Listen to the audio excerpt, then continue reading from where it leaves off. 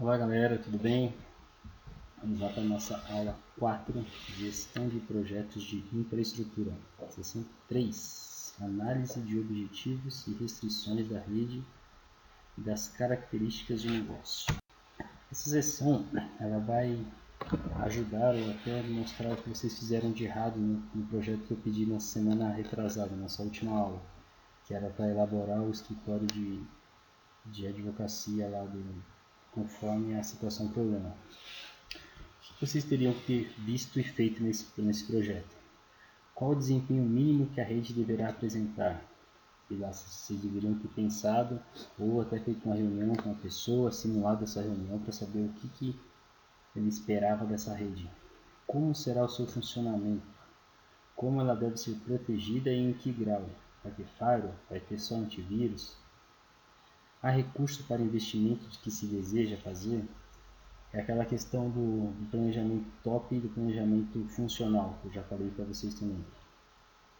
Não se pode deixar de vincular as respostas à natureza do trabalho que será executado no escritório, ao tempo de respostas entre transações que deseja ter as funcionalidades de rede com as quais o escritório deseja contar, entre outros fatores. Porque pensa, se ele precisa de uma resposta imediata, se o banco de dados dele não fica no escritório, ele precisa dessa internet, ou seja, se não precisar de um link potente, alguma coisa que dê a resposta para ele no tempo desejado.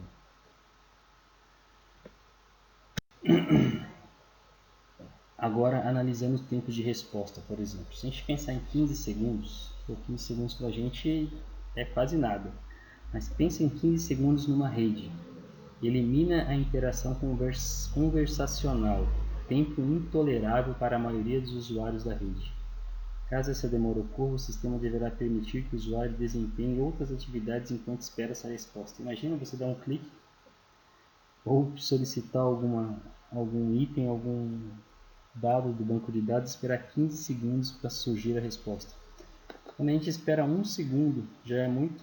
Aí eu pergunto para vocês, qual que é o tempo razoável, o tempo desejável para essa transação? Abaixo de 1 segundo. Aqueles itens que quando você coloca um ping numa máquina, por exemplo, você coloca lá, aparece lá 16 milissegundos, 10 milissegundos. Esse é o tempo ideal. Menos de 1 milissegundo é melhor ainda. Resposta de décimo de segundo. Se houver alta taxa de interação entre o usuário e o programa, essa faixa de tempo de resposta pode ser ideal, ou seja, tem que ser. Qualquer projeto de rede que a gente fizer, a gente tem que ter uma resposta em décimos de segundo, no mínimo. A funcionalidade dessa rede que vocês planejaram. Você deverá ter em mente qual o provável conjunto de funcionalidades que a rede deverá prover para os seus usuários. Por exemplo, vai ter uma impressora compartilhada nessa sua rede, uma impressora para todo mundo, uma impressora local. Não sei se vocês sabem a diferença de uma impressora compartilhada na rede via servidores de impressora ou uma máquina que tem impressora e compartilha com o resto da rede. Vocês vão pensar nisso também.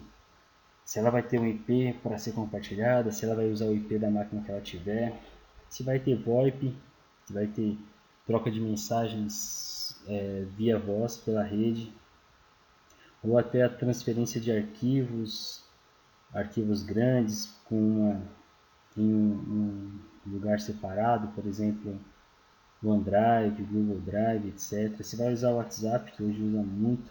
O WhatsApp usa muito pouco da rede, mas precisa ter um tempo de resposta bom também. FTP, que usava antigamente para transferir os arquivos de um lugar para outro, hoje a gente já está mais atualizado com o Google Drive, com o OneDrive, etc. Tem que analisar todas essas funcionalidades do que ele vai precisar para vocês elaborarem o projeto de vocês. Capacidade.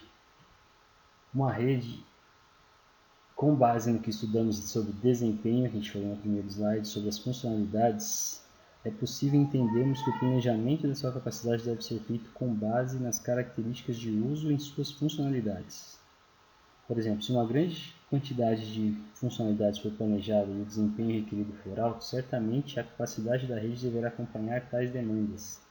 Ou seja, uma coisa vai levar a outra. Precisa de desempenho, tem muitas funcionalidades, tem que ver se a capacidade vai aguentar também. Vai colocar um link só lá dentro? Vai colocar um servidor só? E se der pau, se parar um deles, vai funcionar? Disponibilidade. Aqui entra a questão maior de um link ou de um servidor parar e a rede ficar toda fora. Lembra que a gente falou muito de redundância? Em outras aulas de rede talvez? Redundância. Tem 2 servidores? Ótimo. Tem um servidor espelhado? Ótimo. Tem dois links, um primário e um secundário? Melhor ainda. Tem que trabalhar com redundância para ter a disponibilidade. Para recuperar, por exemplo, caso perca, tem um backup, tem que pensar em tudo para beneficiar, para ter a disponibilidade para o usuário dessa. Prevenção. Implica em qualquer ação que se empreende para reduzir o risco de uma indisponibilidade, que pode incluir processos, pessoas e tecnologias. Como falei, uma ação eficiente de prevenção é redundância, pelo qual um servidor pode assumir o outro caso falha, caso queime alguma coisa, um servidor assume outro. Recuperação em caso de falha. Mesmo com a tomada de medidas preventivas, falhas na rede podem acontecer. Isso é óbvio, não tem como uma rede ser 100% segura e nunca acontecer um problema nela. Aí, para esses casos, o tempo de recuperação da rede tem que ser mínimo. Mínimo que você consiga, por exemplo, perdeu um arquivo, deixa eu recuperar isso o mais rápido possível. Tem que ter esse SLA. Caso você esteja prestando serviços, o SLA, para quem contrata, é muito importante. Ser mínimo, o menor tempo possível para você resolver o problema daquele cliente. Segurança. Segurança é um dos bens mais valiosos dentro de uma rede de computadores. Porque tudo que tem lá dentro, a pessoa que coloca os dados lá dentro espera e tem a certeza de que lá dentro vai estar seguro. Talvez por uma senha, que é a coisa mais óbvia, sim. Mas para você proteger esse cliente, você precisa proteger ele da rede externa também. Com um firewall, um antivírus, alguma coisa que previna ataques ou alguma invasão da sua rede. Isso tem que deixar bem claro para ele também que tipo de segurança você vai colocar na rede.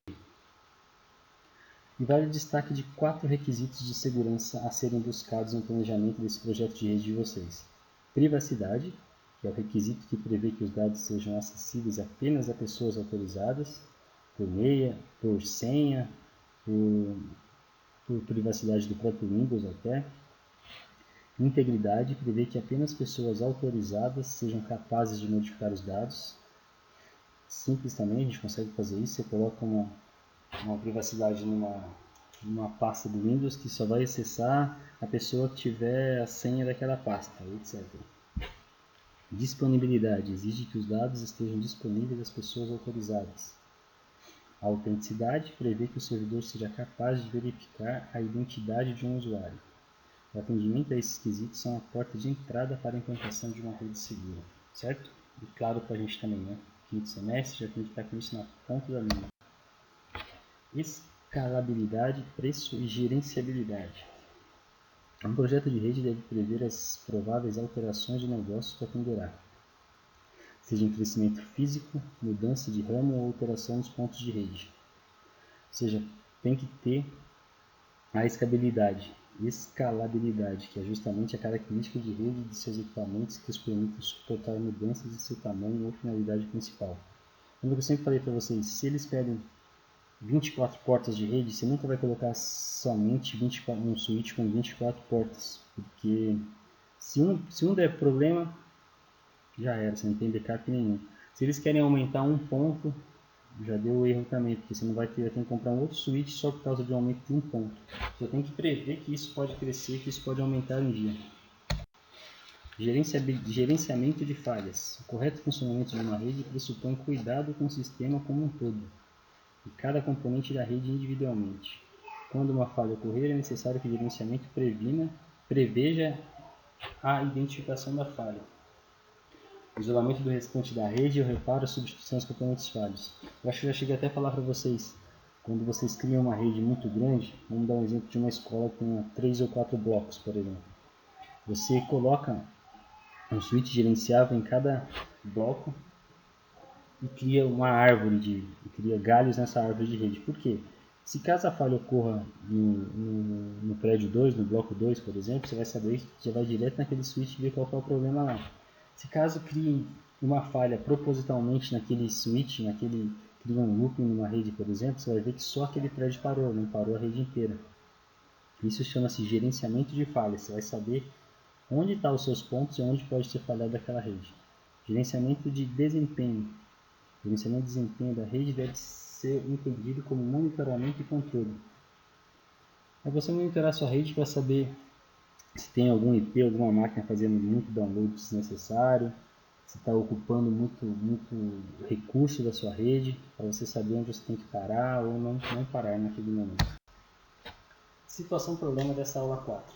No slide anterior vai ter, ou no livro de vocês também tem, eu quero que vocês resolvam e estudem essa situação problema para a gente começar a próxima aula em cima dessa situação problema. Beleza? Valeu, galera. Muito obrigado e até a próxima.